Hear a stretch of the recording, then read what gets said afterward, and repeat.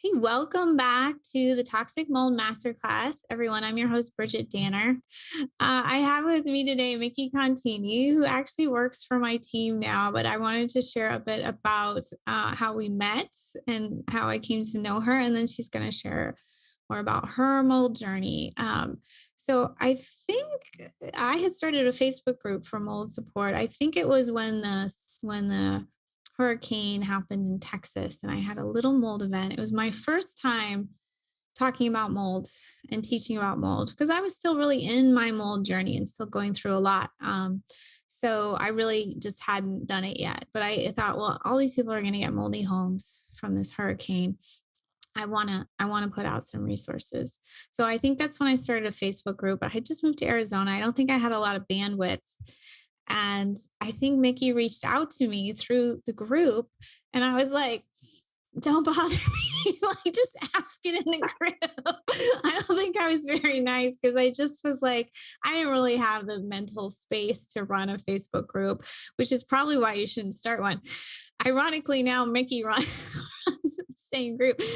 So I don't know quite how we got. I mean, she's incredibly sweet. She probably got past my crabbiness and we became kind of Facebook friends and chatting about like our experience with coffee enemas and being sick with mold. And I think somewhere in there, Murky was like, I just want to support this cause. I want to be a part of it. And she has this incredible background of health knowledge. She's got like a master's and you wrote a big like a dissertation in hormones or something. Help me get that right, Micki. Yeah, I was into women's health and helping people. Yeah, so she had a huge background and then had been really studying everything. So she's actually working as our main coach now, helping people with labs, putting together protocols. But that was sort of the story on how we met. And I think some of my first mold teachings were some of her first learnings about mold. But first, before you found out about that, Micki, you said how long were you sick and what did you experience before you thought, oh, it might be mold? I was on and off sick for probably a year. What happened was I would get like run down and then get sick and then need to rest for like a 3 days. And then the next time was like a week. And then it was 3 weeks. And then it was a month. And then it was like I never got better. So it was probably a good year looking back at it. Okay. And you were telling me before we came on, you went to a lot of practitioners in that time. Can you tell me more about that? Yes, I went to over about 20 to 30 different doctors of different specialties, and most of them had nothing for me. They would just say like, oh, take this digestive enzyme or take this antidepressant. Some of them gave me little bits and pieces like, go to do this heavy metal detox, chelation, that's your problem. But it wasn't until one of the last doctors said to me, have you been exposed to mold? And I said, no, but my husband was there, and he was with me, and he's jumped in and said, "Of course you've been exposed to mold. Are you kidding? I helped you move your desk in your office, and it fell apart because there was all black mold all over the place. So yes, Hmm. So you it just was had like no concept until that moment. no." But one of the other ways I found out about this is because I was reading your blog, and you told your experience, and you used the words fringe illness, and I'm thinking, could I have this fringe illness? And I immediately connected with it, and that gave me a lot of freedom, to feel what I was feeling. Like you gave me validation, and I think that it was a pivotal point in my journey that allowed me to say, yes, I do have this, and not deny it any longer, that I am sick and I do need to do something about it. So I thank you for that. Yeah. Yeah, I think the first blog I wrote was just about my story. I wasn't teaching it about for clients yet, but I was just like, here's actually, it took me a long time, but then I was finally like, here's what I've actually been going through in the last year. And it's such an overwhelming thing to go through that you don't usually have energy to like blog about it until, you're kind of getting better. So, but I do think it's so important to share because you never know what other person out there is gonna catch it. And it's really, especially with mold, it's like just transformative. Like you could have just ended up like bedridden and, like what's the word when you can't work? Like, on disability, if you had gone without finding out. So it's pretty amazing. So tell us about some of the experiences once you found out. Like, did you test? Like, did you see new specialists? What did you do? I saw one doctor that was had knowledge of it, but not a lot of experience. So she helped me guide me through it, and I went to every convention that I could find, and I read every book that I could find, and I just really dove into to try to figure out what could work and what couldn't work, because I actually did end up bedridden for a long time. That Oh, only wow. thing I was able to do was crawl to the bathroom, the bathtub, and do, an Epsom salt detox bath at night. And that was like my big thing that I did, that and read and listen to everything I possibly could. Mm, okay. Okay. I didn't even know that was part of the story. So this desk that fell apart was at work for you, right? Yes, it was in my office. Hmm. Okay. And did you later find out was the whole building humid and moldy, or what was the story? My part of the building was completely covered in mold, and a couple times I told them, what's going on with the walls, and they're just saying, oh, that's dirty, or and it was big joke kind of with them. They would, anybody that walked into my office, after it rained, their shoes would stick to the tile because the rain from underneath the water would come through the tile and make the glue liquefied. So, and when you walked in my office, your shoes would stick. But I didn't really think anything of it. I just thought, oh, it'll dry. It's no big deal. But I later learned that if you have standing water intrusion for 24, 48 hours, that's mold. And that the inspector, she was just like, this is horrible. This building should be shut down. Wow. That's crazy. And then how about your home? The inspector said, don't bring anything from this office home. And she said, destroy all the papers and don't bring any of the books home. And for the most part, I complied, but there were some client cases I wanted to keep, and there were some books I couldn't part with. So I put them in a box, a cardboard box, which I later learned is the worst thing. And I put it downstairs in the basement, in the crawl space. Oh, wow. And it took me about a year to realize I wasn't getting any better. And why? Because I had contaminated my basement or my house. So, I mean, maybe there was some mold there too, but after that, it was just a big disaster. And then we had to go through the whole, remediation and testing and all that kind of stuff in my house. Well, if it makes you feel better, one of our experts said 100% of crawl spaces have mold.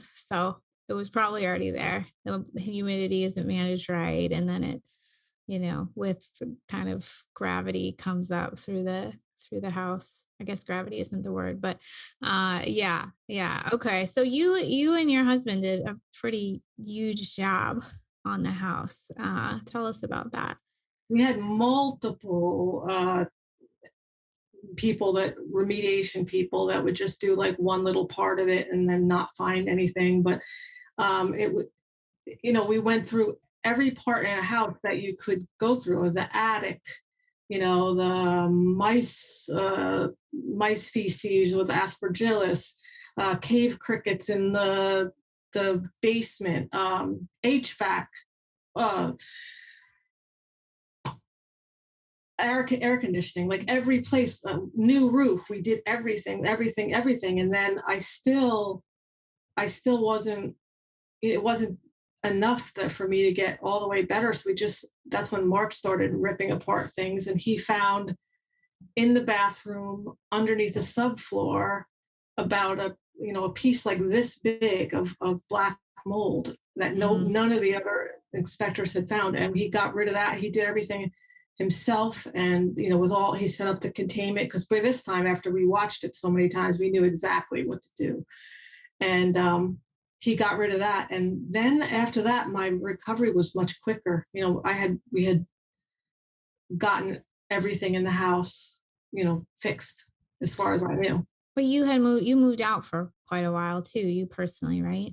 Yes, I did. While this was going on, I moved out to a friend's house for like 8 months. That's when one of the first times I talked to you. Okay. And then now you're in your little beach house because still the house is not quite safe. Is that We right? had an again, we had a flood in the basement, and we had a flood in the basement, and we were down the shore, didn't really know about it, came back, and there was water in there, and then the gutters were all filled with leaves. And then we realized that we have a brick. It's brick, and then there's sheetrock behind the brick. So it's a common place for mold if something's wrong with the brick. Moisture. So, Yeah. so we're thinking, okay, well maybe that's it. So I'm like, I've had enough. We had another problem with Sandy in the hurricane, and we had a beach house, so we knocked it down and built a completely like a non-toxic elevated 8 feet house. It's 350 square feet, 400, very small, but we can see everything, and there's no HVAC. And yeah, that's where I am now. Oh, wow. Yeah, it's exhausting. It's completely exhausting to go through all that. Just seems like always something new. So, how was that for your family relationships? And you have a son as well, right? Teenage son. Yes, I do. He's not living with us now. He moved out for college, and I've got a feeling we're going to have trouble with mold with him because he's in a moldy environment. But you can't. It's very hard to find like a place in college. That's another one of my things that I'm trying to make people aware of is when they're sending their kids away to dorms or houses and in schools that it's something that they have to watch out for. Like he doesn't have the bad genetics, the dreaded genes like I have, and neither does my husband Mark. But I'm finding, in practice that doesn't mean a lot. There's people can still get sick, even what genes are. Antioxidant status, one of the speakers brought up. And it's just the whole cocktail of like, what else? How's your diet? How's your stress? What other toxins are you exposed to? So your husband is now like maybe getting into this mold remediation field, but he wasn't so enthusiastic in the beginning. Oh no. Oh my goodness. He could not believe me. I remember standing crying in the bathroom saying, I feel anxious here. I can't breathe in this bathroom. Something's wrong. And he'd be like, well, then go in another room. And I'm, and he just Yeah. totally did not get it at all. And then, I showed him your blog. I just showed him a lot of things. And then after the doctor said, the mold could be a problem, slowly, slowly, slowly, he believed me. And he saw the big change in how I, I got myself well, and that how clients were getting better and how it is a thing. And he's just like, wow, I'd like to be involved in this somehow. So I do have him like look over tests for me sometimes, other people's houses tests, and he knows each step, so he could talk to a remediator or an inspector, and he'll know whether they're doing it the right way. So he's involved in it now. So that's Yeah. Yeah, yeah, but it's definitely stressful on most every marriage to go through this, especially one person's sick and the other isn't, and the finances, and it's just a huge inconvenience to have your house ripped up, and it's just yeah, it's like going through like a war zone pretty much. So, but part of what we'll get to is there's always like there's always a shift. So what are some of the things that started to help you once you found out you had mold? I think that a lot of the therapies that you talk about were very instrumental. Coffee enema, amazing. Any kind of liver support. Going to the beach and grounding, phosphatidylcholine binders, glutathione when I could handle it, increasing fiber, um, electrolytes, everything that your blog is filled with all kinds of amazing free resources, and I did every single one of them. But oxidative therapies, like I have an ozone machine at my house. I use it. Still do binders. Still do liver things. I did PK protocol, phosphatidylcholine IVs. Found out that you could get pretty much the same effect from rectally. I found out that uh, there's a lot of things that you could do, even glutathione. That's another thing that you could use rectally and spend a lot less money and still get near the same effect. So I still do a lot of those things now. Like with a nebulizer, or what do you mean? How do you use it Enema, rectally? like you could do phosphatidylcholine in an enema with butyrate. You could do, or you could do. I, the two best ways, if you don't want to spend all the money on IVs, are definitely nebulizing and that other end. Okay. Okay. Yeah. I mean, I think there's a lot of things we do overlapping, but I did some not. Like I don't own an ozone machine. I did do some. I do coffee enemas. I haven't really experimented with other types though. So we should Binder probably talk enemas, about. if you could do that, really, that's very effective. Went to the library a little while ago, got a mold hit, came home, did a binder enema, clears it up right away. Wow. Huh. Maybe we haven't talked about that. That's cool. Yeah, libraries can be a source Yeah, I for won't go sure. back there. So much antique stores, library. There's a couple of categories that are pretty bad. Um, Anything else you want to mention about like diet or anything else that you think would be helpful for people to know? Yeah, the first thing is, foundations, work on cleaning up your diet, no processed foods. Get your mind. You have to be able to see yourself well, and just that there is hope, and there's no one size fits all in this case, and you just have to keep on trying things, and you'll find the thing that works for you. You just have to take responsibility a little bit and not give all your power over to a practitioner. You have to be an active participant in them, and you are the expert on your body, and then the practitioner is the expert in different things, and it's like a culmination of give and take, and that kind of relationship. I think that's the most important thing. Yeah, and I mean, it really touches my heart because I think that's what we're doing in our practice. We really are co-creating, and not every practitioner is on that board yet. They're not. They're still like, "Well, do what I say, keep doing it, keep pushing through it or whatever." But I 100% agree. Like you just have to become knowledgeable about how the body works, what are your options with mold, trying stuff out, and then bring it to probably still several practitioners to say, what do you think of this or that? I mean, we mostly run labs so that people can get that expert opinion on different labs they're interested in. And people just love that autonomy that they can choose their own lab. Why not? Why not give them the information to choose their own lab? But still, like doing local therapies. I mean, that's one thing you and I can't do. We cannot really offer local therapies. So I just think it's so important to have an open mind, try things. Unfortunately, culturally, we were taught to put the physician way up here, and I still get so many comments like, how do I find like the golden expert to fix me? It's just that's just cultural conditioning that really isn't going to probably work in this case of really probably of any chronic illness. You've got to piece it together. You got to learn how to cook a piece of fish for the first time in your life. There's just like little things you have to learn how to do an enema. How many people know how to do an enema?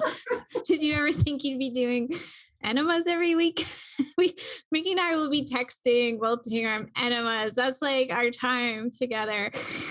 Yeah, there's so much to learn, and it's just little by little, like you said, trying things, finding your own story, your own wins. But it's yeah, I think we have also a lot of overlap for the things that work, and they're pretty accessible and affordable.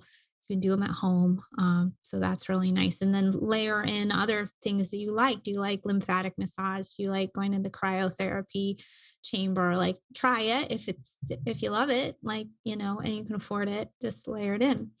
So you're actually, I would say, you're still selling your house. You're in this tiny beach house.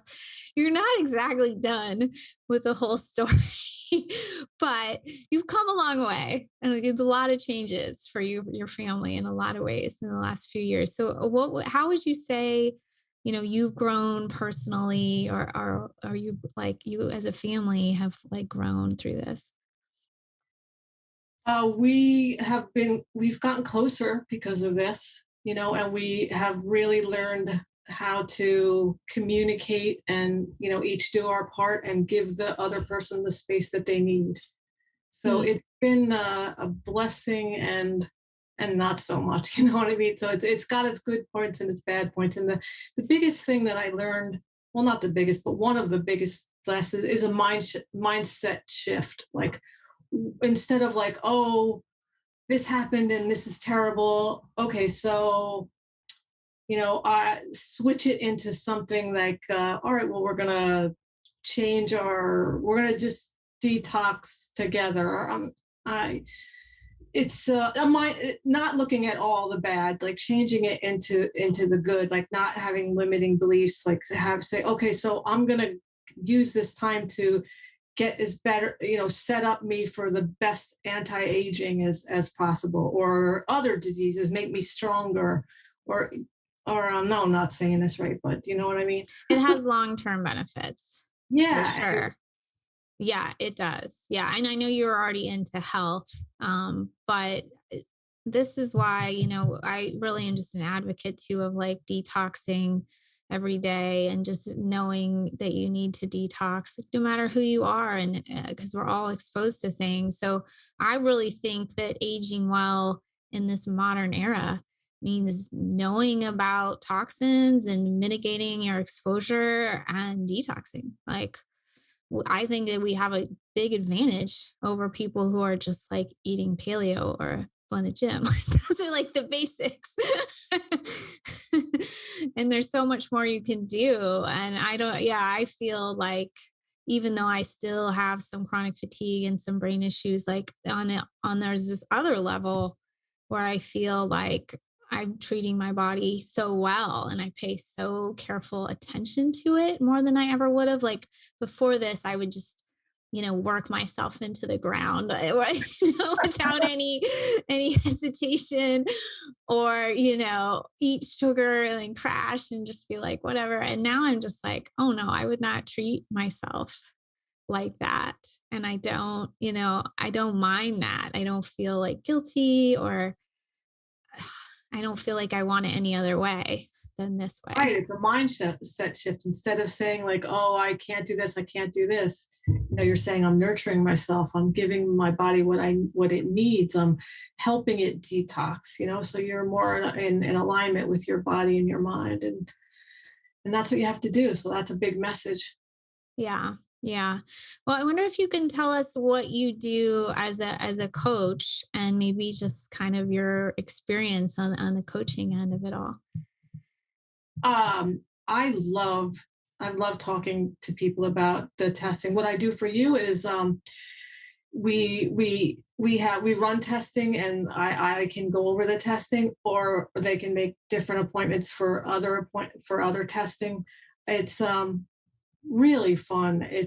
I get to meet so many people. You have such a vast variety of different people, and it's great to meet them where they are, and help them in little ways and big ways. It's really fun.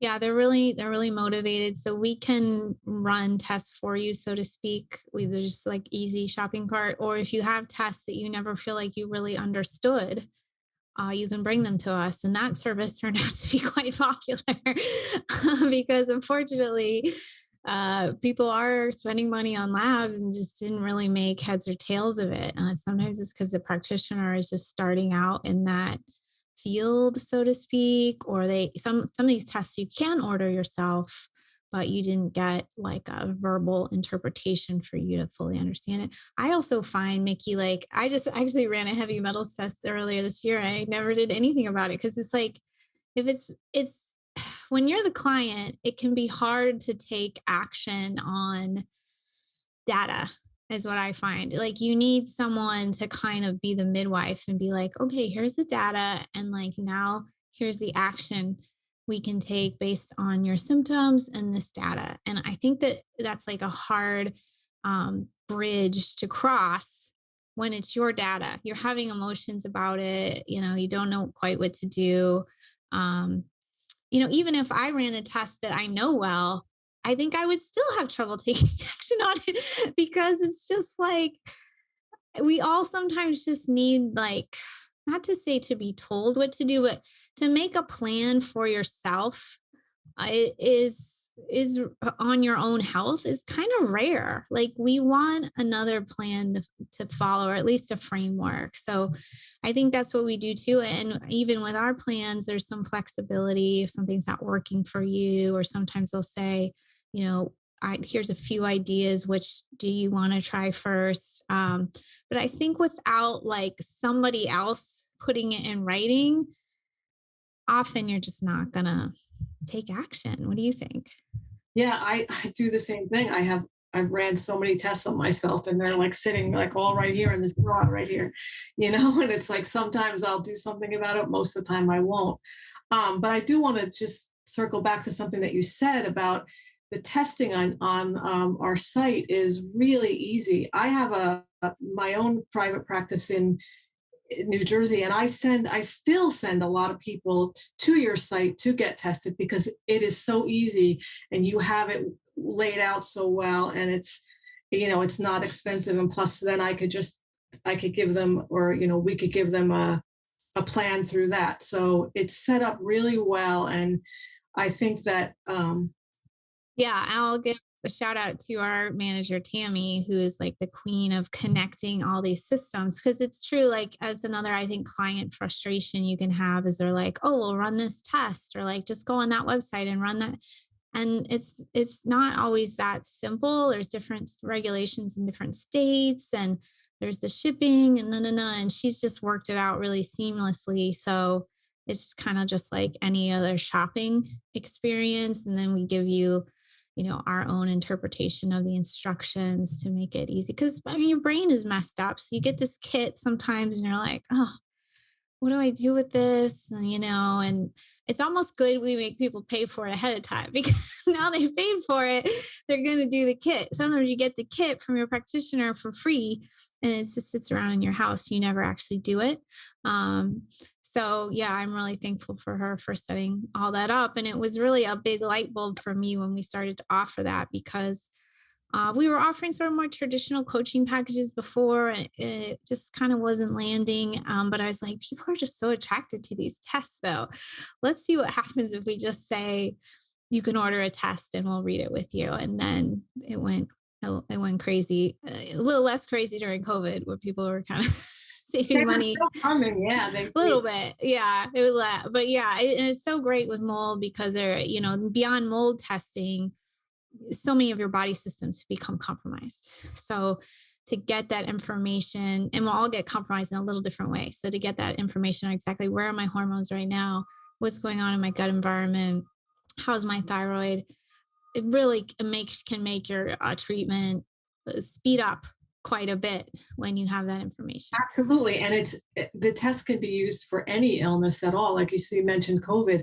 All the things that we test still have to be still could be looked at, and the data could be used in long haul COVID, regular COVID, any kind of disease that a person might experience, or if they just want to stay well. I mean, it doesn't matter if you're sick or you're not sick. These tests are really good for anybody. I think they should be part of your checkup. I think like primary doctors should do these tests once a year for everybody, especially women, going over Yeah. that hill of 50, Menopausal. Yeah, I was just going to say the same thing. We have a group of tests called the Big Three, and I'm so happy when people run it. It's not cheap because there's three extensive tests, but it's such a great overview of your metabolism, especially. And metabolism isn't just a word about weight management, it's a word about like inflammation management, uh, blood sugar management. And so if your gut's inflamed and hormone production is too high or too low, it's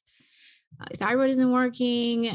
A lot of our menopausal women are kind of pre-diabetic, even though they eat well. It's pretty scary. And it's like we can, as much as I'm a fan of detox, it's like, let's not skip the basics. Like managing your blood sugar is so incredibly important for long-term health. I was at a lecture recently, and I think she said only 9% of us in America are metabolically healthy. It's like crazy. Yeah. But it's not crazy when you look around and you see what we're eating and how little we're exercising, you know, really as a nation. It's not crazy at all. At all. So I think it's a great test package to run if you are worried, just want to do a check-in on your long-term health, or you have some kind of metabolic issues, you know, your periods are off, you can't lose weight, you're not sleeping well. That data is super helpful. But again, having that plan based on the data and symptoms combined um, is just a really great gift to give yourself, frankly. Like you're worth it. So why not invest and check in? I always am just so touched when people do that, because again, this cultural consciousness could be, well, if it's not covered, it's not like part of my insurance plan, I'm not going to do it. But people aren't staying healthy within like the insurance plan system.